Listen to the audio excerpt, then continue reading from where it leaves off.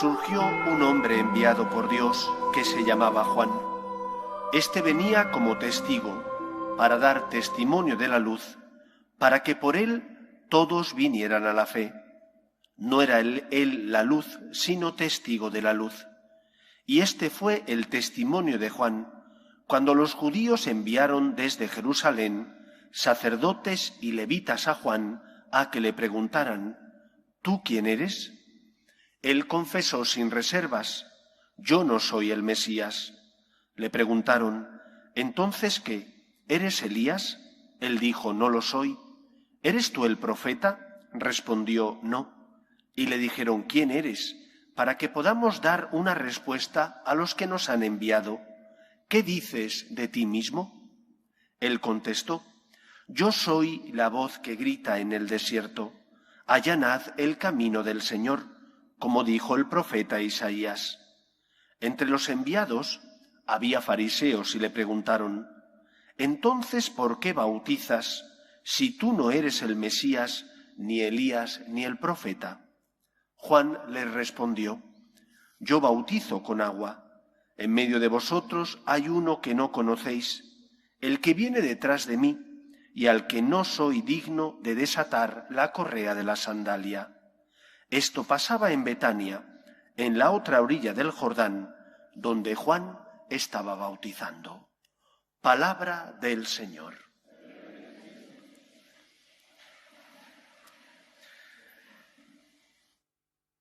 El Papa Benedicto XVI, Papa emérito, cuando todavía regía en la Iglesia, convocó a todos los cristianos a que hiciéramos una renovación catequética de nuestra fe.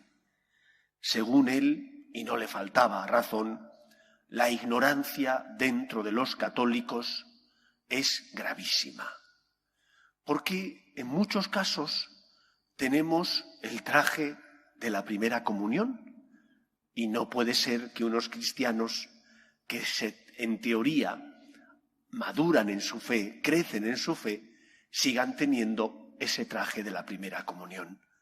El traje de la primera comunión estaba bien para cuando eras un niño, pero ahora que ya no eres un niño, que has madurado humanamente, tienes también que madurar en tu fe. Y por lo tanto, para madurar en tu fe, tienes también que profundizar en los misterios de la salvación. No tenía el Papa la pretensión de que fuéramos a estudiar a la universidad teología, pero sí la de que nos formáramos más como cristianos para poder dar en el mundo razón de nuestra fe, para poder ser luz, para explicar ciertos acontecimientos que cuando éramos niños no podíamos explicar, pero que ahora que somos adultos sí debemos explicar. Yo tengo la impresión de que la mayor parte de las veces nuestra ignorancia en cuanto a la fe es una ignorancia no culposa. No sois vosotros los culpables.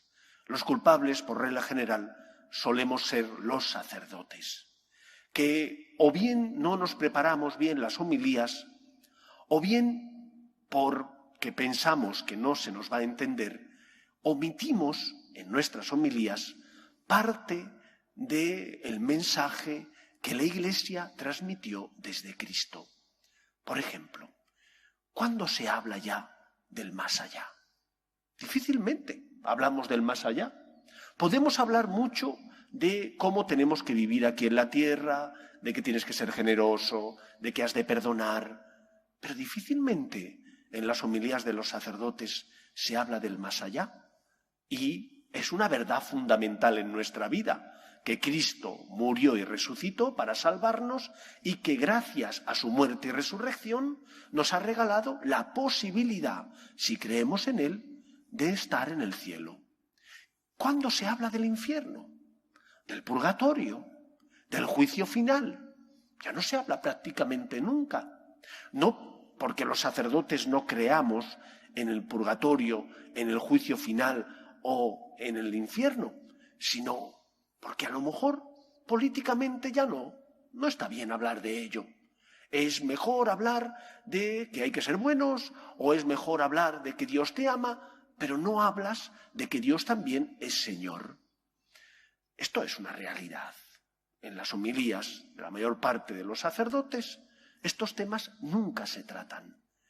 Y hay un tema del que habla hoy el Evangelio que desgraciadamente tampoco es tratado en las homilías por los sacerdotes. Quizás sea por ignorancia, no creo que sea por maldad. Cuando dice Juan el Bautista, hay uno que está en medio de vosotros y no le conocéis, lógicamente se refería a Jesús. Cristo estaba en medio del pueblo y todavía no había iniciado su vida pública. Es a raíz de ser bautizado por Juan cuando comienza su vida pública. Lo que ocurre también en nuestra vida es que muchas veces nosotros, porque no nos lo han enseñado, no somos capaces de ver a Jesús que pasa a nuestro lado. Todos nosotros creemos, tengo la certeza de que es así, que Jesús está en la Eucaristía. Es la presencia real eucarística. Cuando entramos al templo, nos arrodillamos como señal de respeto ante la presencia de Jesús. Todos nosotros desde niños nos han enseñado que Jesús está en los pobres y necesitados. Esa presencia se desprende de las palabras de Cristo. El que dé un vaso de agua a estos mis pequeños hermanos, a mí me lo da. O de ese otro pasaje donde dice, venid benditos de mi Padre, porque tuve hambre, me disteis de comer, tuve sed, me disteis de beber. Y dice el Señor que los justos le preguntaron, Señor, ¿y cuándo te dimos de beber? ¿O cuándo estuviste enfermo en la cárcel y fuimos a verte? Y él les respondió, cada vez que lo hicisteis con uno de estos mis pequeños hermanos, conmigo lo hicisteis. Nadie duda que en el pobre, en el necesitado, está la presencia real, no eucarística, pero sí la presencia real de Jesús. Junto con estas dos presencias, la sacramental, la de la Eucaristía, y la presencia de Jesús en el pobre, en el necesitado, hay otras presencias, pero no se predica de ellas. Y Cristo pasa y es el gran ignorado, no porque no queramos verle, sino porque no nos lo han enseñado. Hay una presencia real de Jesús en la palabra del Papa y de los obispos cuando ejercen la enseñanza del magisterio auténtico. Él les dijo a Pedro y a sus compañeros, el que a vosotros os escucha, a mí me escucha.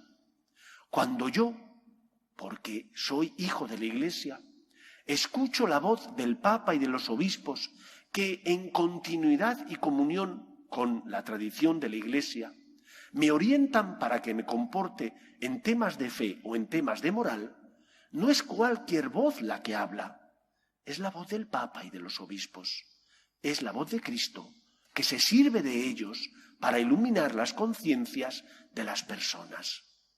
Cuando el Papa, los obispos, luchan por defender la vida desde su inicio, que es la concepción, hasta la muerte natural, lo hacen porque la vida es un don de Dios y porque es algo que el Señor desea, defender la vida, defender la dignidad de la persona.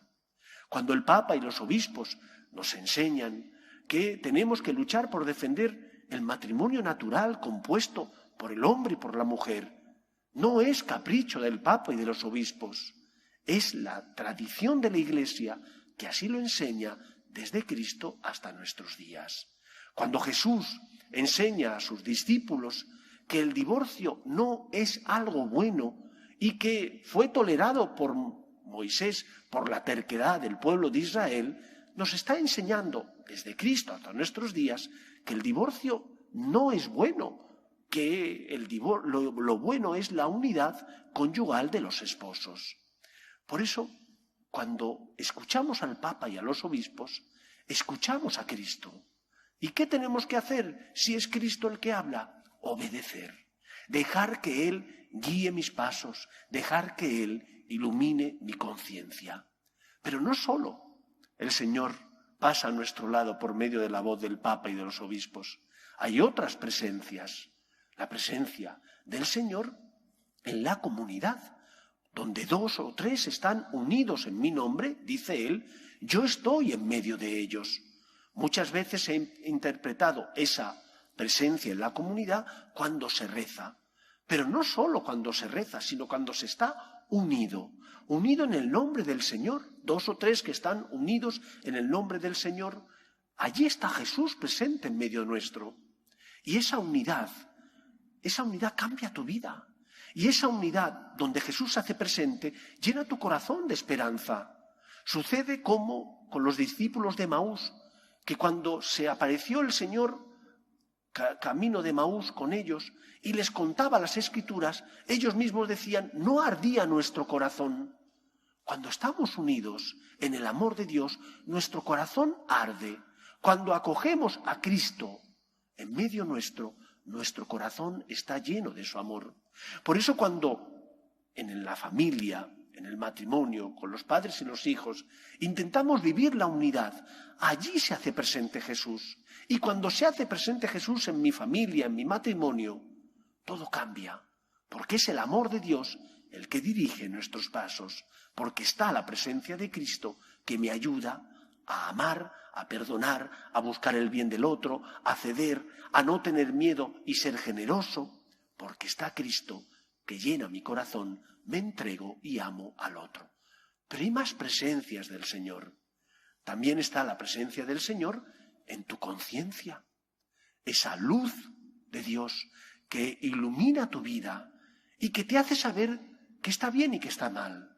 Una conciencia bien formada y una conciencia alimentada. Por una parte, por la gracia de Dios, los sacramentos, la oración; por otra, alimentada por el magisterio de la Iglesia, porque te formas y lees aquello que el Papa y los obispos tienen que decirte para que iluminen tu vida en materia de fe y de costumbres.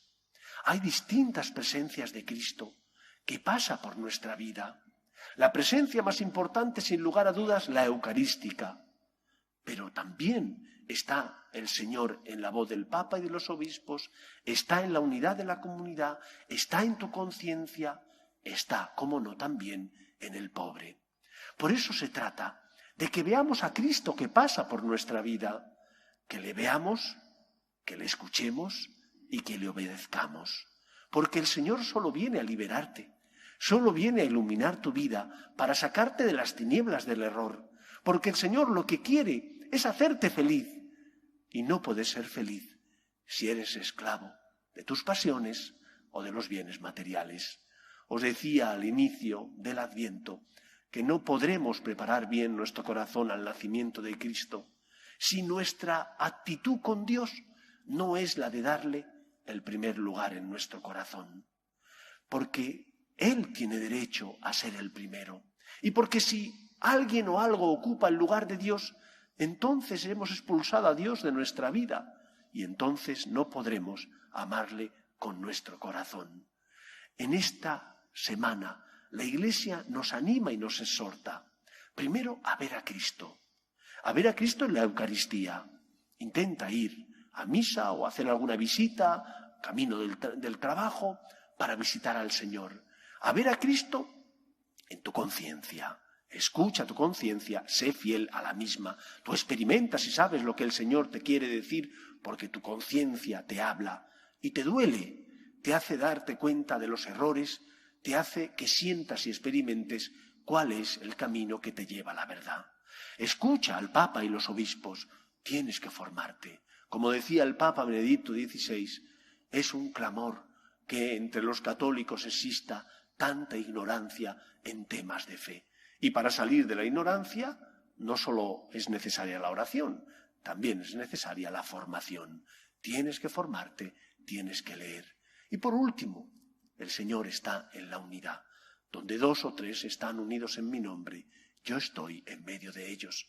Busquemos la unidad, evitemos todo aquello que divide, en casa, en el trabajo, en la familia, en la iglesia. Busquemos la unidad, evitando los disensos, las discusiones innecesarias. A veces no es posible, porque si el tema es importante y la otra persona está en el error, pues no puedo ceder. Pero ¿cuántas veces discutimos por temas que son nimios y que no tienen ninguna trascendencia? En esos momentos, que suelen ser la mayor parte de las veces, aquello que decía la fundadora de los focolares, Chiara Lubich: más vale lo menos perfecto en unidad que no lo más perfecto en desunidad. Juan el Bautista señaló que Cristo estaba en medio del pueblo y que no eran capaces de reconocerlo. ¿Nos seguirá pasando a nosotros lo mismo? Cristo pasa en el pobre, en nuestra conciencia, en la voz del Papa y de los obispos, en la unidad de la comunidad, en la Eucaristía, y no somos capaces de verle. Acudamos a Él. Estamos necesitados de paz, de esperanza y de consuelo. Por eso Cristo pasa. Simplemente hace falta que le reconozcas y que, por lo tanto, le acojas en tu corazón. Que el Señor nos ayude. Nos ponemos en pie.